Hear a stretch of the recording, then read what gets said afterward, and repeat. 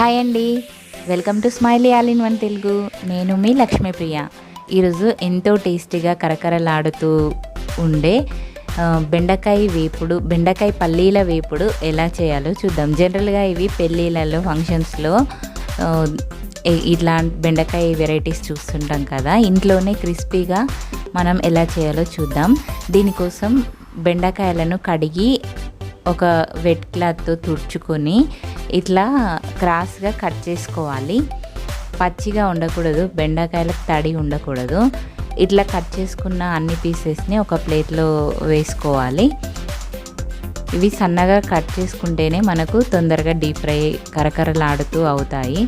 ఇప్పుడు ఈ కట్ చేసుకున్న పీసెస్లోకి కరివేపాకు వేసుకొని అలాగే 1 కప్ పల్లీలు వేసుకొని పక్కన పెట్టుకుందాం. ఇప్పుడు ఈ బెండకాయ కోసం మసాలా ప్రిపేర్ చేద్దాం. మసాలా అంటుంది వాటర్ వేస్తుంది అనుకుంటున్నారా? చూడండి, మీరు ఒక గిన్నెలో కొద్దిగా వాటర్ వేసుకొని అందులో 1/2 టీ స్పూన్ సాల్ట్, 1 స్పూన్ ధనియా పొడి వేసుకోవాలి. అలాగే కొద్దిగా గరం మసాలా వేసుకోవాలి. 1 స్పూన్ కారం పొడి కూడా వేసుకొని ఒకసారి అంతా కలుపుకోవాలి. ఇట్లా కలుపుకున్న తర్వాత red chilli sauce 1 spoon red chilli sauce వేసుకోవాలి. రెడ్ చిల్లీ సాస్ ఉంటే వేసుకోండి, లేదంటే స్కిప్ చేసేయండి. ఇట్లా రెడ్ చిల్లీ సాస్ కూడా వేసిన తర్వాత అంతా పేస్ట్ అంతా మిక్స్ అయ్యేలా కలుపుకోవాలి.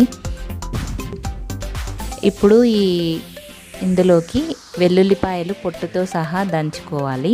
మనకు పొట్టుతోనే వేసుకుంటే చాలా బాగుంటుంది అది డీప్ ఫ్రై అయిన తర్వాత. ఇప్పుడు బెండకాయ ముక్కలు అలాగే కరివేపాకు పల్లీలు మిక్స్ చేసి పెట్టుకున్నాం కదా, అదంతా ఈ మసాలా పేస్ట్లో వేసుకొని అలాగే వెల్లుల్లిపాయలు కూడా వేసుకొని ఇట్లా ఒక స్పూన్తో అంతా కలుపుకోవాలి. చేయితో అస్సలు కలపవద్దు. ఇట్లా ఒక స్పూన్తో అంతా మిక్స్ అయ్యేలా కలుపుకోవాలి. ఇప్పుడు మనం 1 టైం డీప్ ఫ్రైకి ఎంత వేసుకుంటామో అంత మాత్రమే పక్కనకి తీసుకొని అందులో మాత్రమే మనం ఒక 1 స్పూన్ శనగపిండి, 1 స్పూన్ మైదా పిండి వేసుకోవాలి. మైదా పిండికి బదులు మీరు రైస్ ఫ్లోర్ కూడా వేసుకోవచ్చు. ఇట్లా మైదా పిండి శనగపిండి వేసుకున్న తర్వాత ఇట్లా కలుపుకోవాలి. మీ దగ్గర ఉంటే కార్న్ఫ్లోర్ కూడా యాడ్ చేసుకోవచ్చు. ఇప్పుడు స్టవ్ పైన కడాయి పెట్టుకొని ఆయిల్ వేడెక్కిన తర్వాత ఇలా బెండకాయ మసాలాని ఇందులో వేసుకోవాలి. మీడియం ఫ్లేమ్లో మనం డీప్ ఫ్రై చేసుకోవాలి బెండకాయని. అప్పుడే మనకు బెండకాయ మరియు పల్లీలు మంచిగా వేగుతాయి. లేదంటే బెండకాయ పచ్చిగా ఉంటుంది. పల్లీలు కూడా మంచిగా లోపల వరకు ఫ్రై అవుతాయి.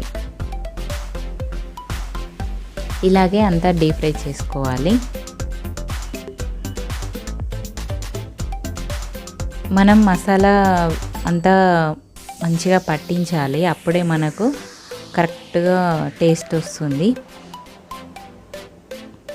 చూడండి, మనకు డీప్ ఫ్రై అయిపోయాయి. ఇవి ఒక ప్లేట్లోకి తీసుకోవాలి. అలాగే మిగతా ఉన్న బెండకాయ పీసెస్ని కూడా సేమ్ ఫస్ట్ ప్రాసెస్ లాగానే పౌడర్ యాడ్ చేసుకుంటూ శనగపిండి, మైదా పిండి ఉంటే కార్న్ఫ్లోర్ కూడా యాడ్ చేసుకొని ఇట్లా డీప్ ఫ్రై చేసుకోవాలి. మనకు చక్కగా వేగుతాయి. పిల్లలైతే కుర్కురే లాగా ఓన్లీ బెండకాయ ఫ్రైనే తినేస్తారు, అంత బాగుంటుంది. చూడండి, కరివేపాకు కూడా ఇట్లా అనగానే ఎంత క్రిస్పీగా ఫ్రై అయిందో మనకు తెలిసిపోతుంది. ఇది కూడా ఎంత చక్కగా వేగిందో చూడండి. మీకు కనుక ఈ రెసిపీస్ నచ్చినట్లయితే తప్పకుండా లైక్ చేయండి, షేర్ చేయండి, కామెంట్ చేయండి, సబ్స్క్రైబ్ చేసుకోండి. ఉన్న బెల్ ఐకాన్ని క్లిక్ చేయండి.